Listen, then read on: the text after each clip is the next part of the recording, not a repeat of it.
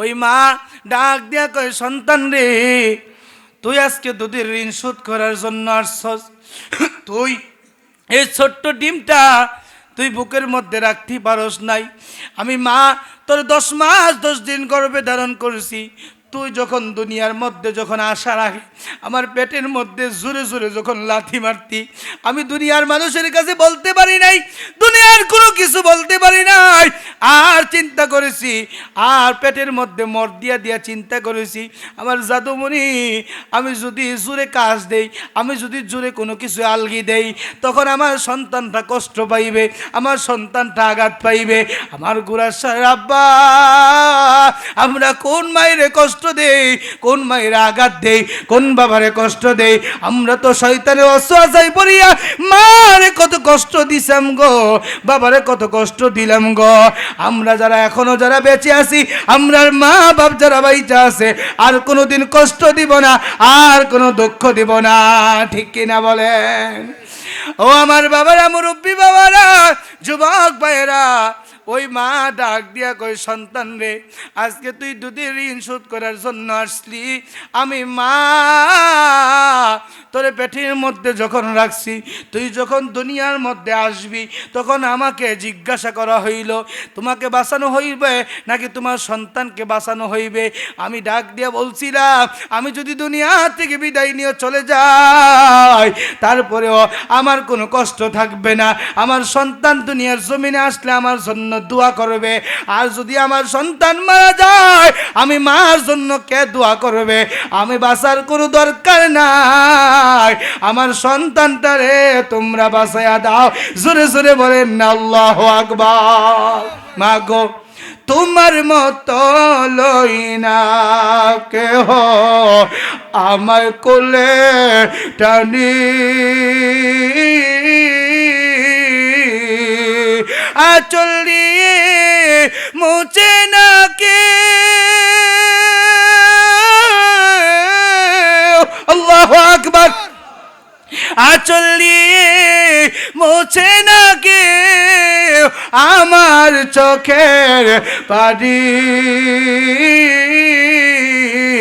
হায়রে মা জননী আমার, হায়রে মা জননী, হায়রে মা জননী আমার, হায়রে মা জননী। মা তুমি আমার আগে যেও না গো মরে। যাদের যাদের মা আছে জবান খুলে বলেন না মা, আরো জোরে বলেন না মা। আমার সাথে সাথে বিনয় বিনয় বলেন, মা গো, তোমার মতো লয় না কেহ আমায় কোলে টানি, আঁচল দিয়ে মুছে না কে, আঁচল দিয়ে মুছে না কে আমার চোখের পানি,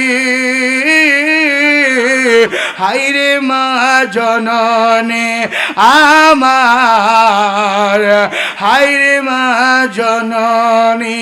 মা গো, তোমার মতো লই না কেহ আমায় কোলে টানি, আঁচল দিয়ে মুছে না কে, আঁচল দিয়ে মুছে না কে আমার চোখের পানি, হায়রে মা জননী আমার, হায়রে মা জননী। আল্লাহ ডাক দিয়া কই, রিদল রব্বি ফি রিদল ওয়ালিদাইন ওয়া সাখাতুর রব্বি ফি সাখাতিল ওয়ালিদাইন। পিতা মাতার সন্তুষ্ট আমি আল্লাহর সন্তুষ্ট, পিতা মাতার অসন্তুষ্ট আমি আল্লাহর অসন্তুষ্ট। জোরে জোরে বলেন না আল্লাহু আকবার। যাদের মা বাইচা আছে জবান খুলে বলেন, মা তুমি আমার আগে যেও না গো মরে মা, তুমি আমার আগে যেও না গো মরে। আমি কেমন করে দেব মাটি তোমার কবরে, আল্লাহু আকবার। আমি কেমন করে দেব মাটি তোমার কবরে মা, তুমি আমার আগে যেও না গো মরে মা, তুমি আমার আগে যেও না গো মরে। একটি জবান বন্ধ রাখবেন না, চিৎকার মেরে বলেন না আল্লাহু আকবার, আর মায়ার সুরে বলেন না ইয়া রাসূলুল্লাহ। বন্ধুরা আমার, বাবাজিরা আমার, আজকে যদি মেটাঙ্গর রোডের মধ্যে যদি আপনি অ্যাক্সিডেন্টে মারা যান, দুনিয়ার সব মানুষ আপনার কাছ থেকে দূরে চলে আসবে, ঠিক কিনা বলেন? কথা কয় না, ঠিক কিনা বলেন? আজকে আপনি মারা যান, আপনি যদি বিকালবেলা মারা যান, সারা রাত আপনার লাশটারে ঘরে রাখা হবে, ঠিক কিনা বলেন? আমার গুরাশালের আব্বারা, যুবকেরা, শুনো শুনো, দুনিয়ার স্ত্রী যতক্ষণ পর্যন্ত তুমি টাকা দিতে পারবা, বরণ পোশাক দিতে পারবা, স্ত্রী তোমাকে ভালোবাসবে স্বার্থ দিয়া, ঠিক কিনা বলেন? কথা কয় না, ঠিক কিনা বলেন? স্বার্থ দিয়া তোমার বউ, তোমার স্ত্রী তোমাকে ভালোবাসবে। সন্তানকে যতক্ষণ পর্যন্ত বাবাই টাকা পয়সা বরণ পোশাক সব দিতে পারবে, সন্তান বলবে আমার বাবা ভালো, ঠিক কিনা বলেন? কিন্তু এমন একজন মানুষ, যেই মানুষ নিঃস্বার্থে ভালোবাসে, জবান খুলে বলেন না ওই মানুষটার নাম কি? জোরে বলেন নাম কি? ওই মানুষটার নাম হলো মা। ওই মার বাবা, দুনিয়ার সব মানুষ আপনাকে স্বার্থ ছাড়া ভালোবাসবে না, কিন্তু মার বাবা আপনাকে স্বার্থ ছাড়া ভালোবাসবে। জোরে জোরে বলেন আল্লাহু আকবার। আজকে যদি আপনি মারা যান, খোদা কি কসম, রাতের বেলা যখন আপনার লাশটা যখন ঘরের মধ্যে রাখা হবে, আপনাকে বলবে, আপনার স্ত্রীকে বলবে, যাও না একটু তোমার স্বামীর পাশে থাকো। না, আমার ডর করে, ঠিক কিনা বলেন? আমার ডর করে। সন্তানদের কইব, তোমার বাবার পাশে তুমি থাকো না, আমার ভয় লাগে। পাড়া প্রতিবেশীর মানুষকে বলবে, যাও না তোমরা থাকো না, বলবে যে ভয় করে। কিন্তু মা, এমন একজন মা চোখের পানি ফালাইয়া দিয়া বলবে, দুনিয়ার সব মানুষ আমার সন্তানটারে ফালাইয়া দিয়ে যাইতে পারে, কিন্তু আমি মা আমার সন্তানরে ফালাইতে পারি না। সুবহানাল্লাহ। আপনি যদি আজকে এই মেটাঙ্গরে রাস্তার মধ্যে যদি অ্যাক্সিডেন্ট হয়ে মারা যান, আপনার মনে করেন শরীরের গোস্তগুলা টুকরা টুকরা হয়ে রাস্তার মধ্যে পড়ে আছে, মানুষ আপনার এই টুকরাগুলা পাও দিয়া বেঁধাইবে, আপনার এই টুকরাগুলা পানি দিয়া পরিষ্কার করবে, ঠিক কিনা বলেন? রক্তগুলা পানি দিয়া পরিষ্কার করবে, কিন্তু মা দৌড়ায় আইসা বলবে, আমার জাদু, আমার বাচাদন কোথায় আছে, কোথায় আছে? আমার বাচাদনের টুকরাটা আমারে দাও। এই বাচাদনের টুকরাটা লইয়া মা দুঃখিনী বাড়িতে গিয়া টুকরাটারে গোসল করাইব, এটারে দাফন করব, আর বলবে আমার বাচাদনের কবর, ঠিক কিনা বলেন? দুঃখের দরদি আমার জনম দুঃখী মা, দুঃখের দরদি আমার জনম দুঃখী মা। আরে মায়ের কান্দন যাবতীয় জীবন, আরে 2-4 মাসে বোনের কান্দন রে, আরে গরিব পরিবারের কান্দন কয়েক দিন আর থাকে না। দুঃখের দরদি আমার জনম দুঃখী মা, কষ্ট দারিণী মা, জনম দুঃখিনী মা, দুঃখের দরদি আমার জনম দুঃখী মা। আমার গুরাসের আব্বা আজকে আমাদের প্রধান অতিথি আলহাজ আবু বক্কর সাহেবকে জিজ্ঞাসা করেন, আপনার এত সম্মান, আপনার এত ইজ্জত কোথায় থেকে পাইলেন? এক জবানে এক বাক্যে বলবে, আমার মায়ের দুয়ার ফসল, ঠিক কিনা বলেন?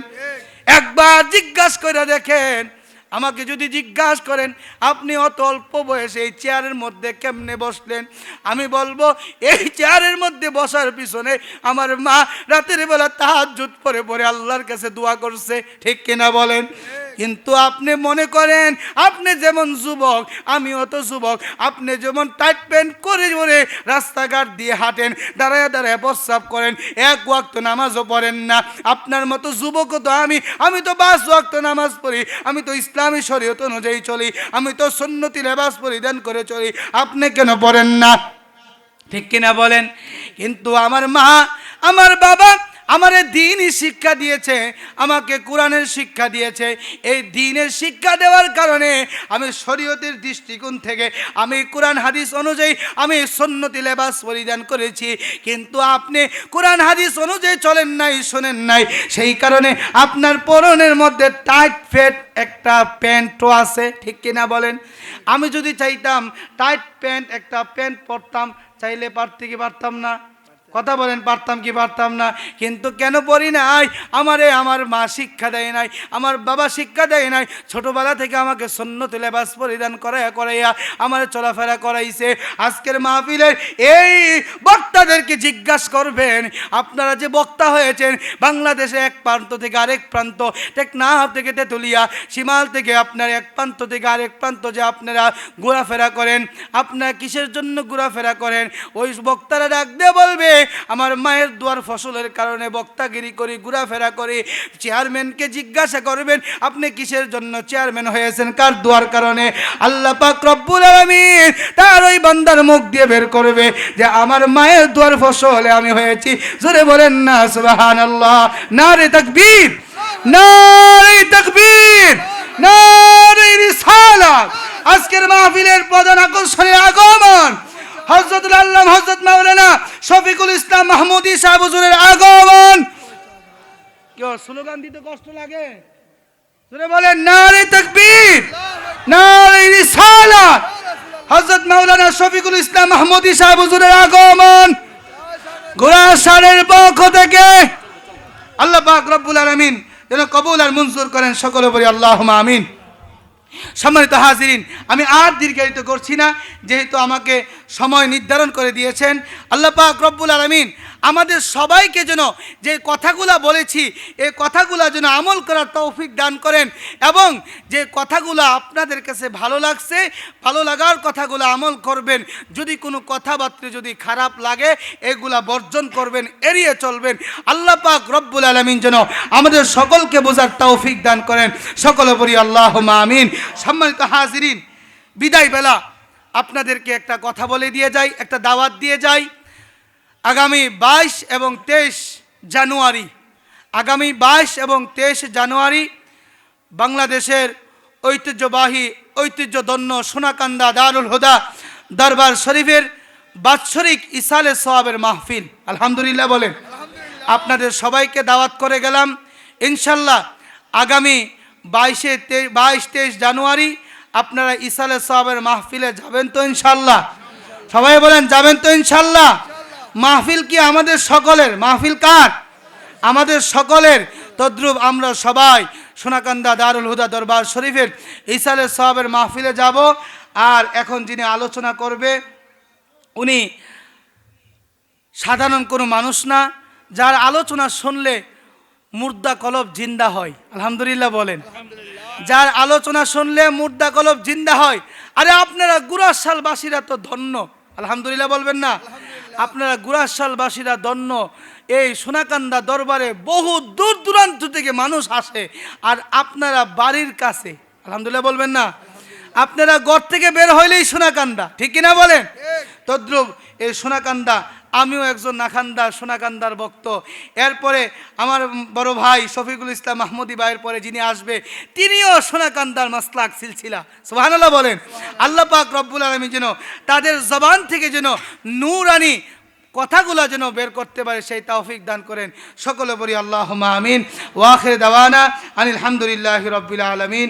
আসসালামু আলাইকুম ওয়া রাহমাতুল্লাহি ওয়া বারাকাতুহু।